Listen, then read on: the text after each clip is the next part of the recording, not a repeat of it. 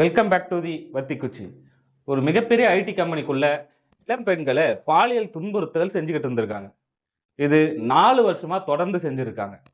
கேட்கவே அதிர்ச்சியா இருக்குல்ல.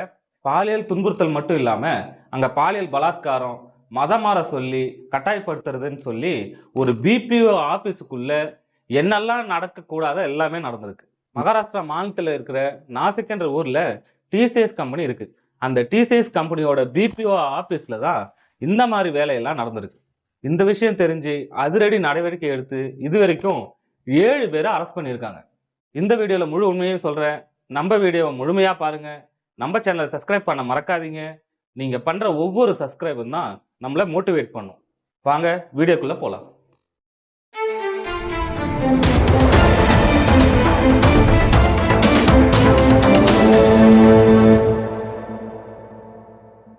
நாசிக்ன்ற ஊர்ல இந்த இயங்கிட்டு வந்த பிபிஓ யூனிட்ல வேலை செய்யறவங்களுக்கு டீம் லீடர்னு ஒருத்தர் இருப்பாங்க. அந்த மாதிரி டீம் லீடரா இருக்கிறவங்க அவங்க அங்க வேலை செய்யற பெண்கள் 18ல இருந்து 25 வயசுக்குள்ள இருக்கிற பெண்களை குறி வச்சு பாலியல் துன்புறுத்தல்ல ஈடுபட்டு வந்திருக்காங்க. 2022ல இருந்து இப்ப வரைக்கும் செஞ்சுக்கிட்டு இருந்திருக்காங்க.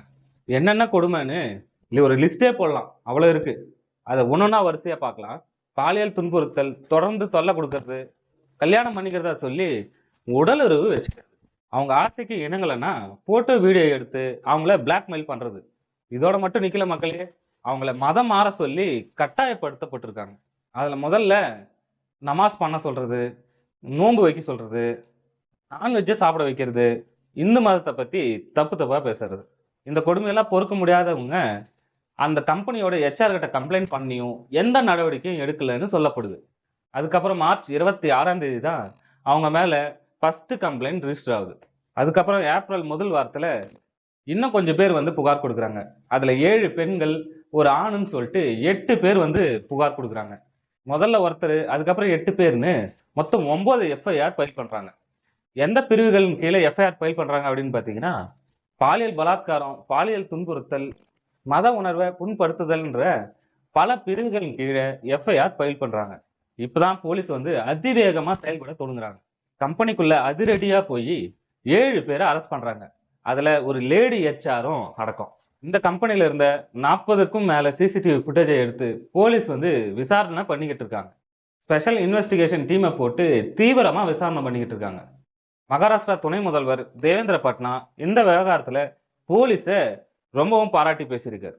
மக்களே, இது சாதாரண சம்பவம் கிடையாது.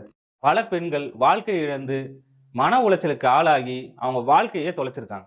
இந்த சம்பவம் நம்மளுக்கு என்ன சொல்லுது அப்படின்னு பாத்தீங்கன்னா, வேலை செய்யற இடத்துல கம்ப்ளைண்ட் பண்ணியும் எந்த ஆக்ஷனும் எடுக்கலன்னா உடனே போலீஸுக்கு போங்க. பெண்களோட பாதுகாப்புன்றது ரொம்பவும் முக்கியம். மதம்ன்றது அவங்களோட தனிப்பட்ட விஷயம். அதுல தலையிட யாருக்கும் உரிமை கிடையாது. இந்த சம்பவத்துக்கு டிசிஎஸ் கம்பெனி என்ன ஆக்ஷன் எடுத்திருக்கு அப்படின்னு பாத்தீங்கன்னா, இந்த எம்ப்ளாயிஸை உடனடியா சஸ்பெண்ட் பண்ணியிருக்காங்க. வேற யாராவது பாதிக்கப்பட்டிருந்தா உங்களுக்கு உதவி செய்ய போலீஸ் தயாரா இருக்குன்னு சொல்லி போலீஸ் தரப்புல தெரிவிச்சிருக்காங்க. இந்த விவகாரம் பத்தியான உங்களோட கருத்துக்களை கமெண்ட்ல சொல்லுங்க. இந்த வீடியோ பிடிச்சிருந்தா சப்ஸ்கிரைப் பண்ணுங்க.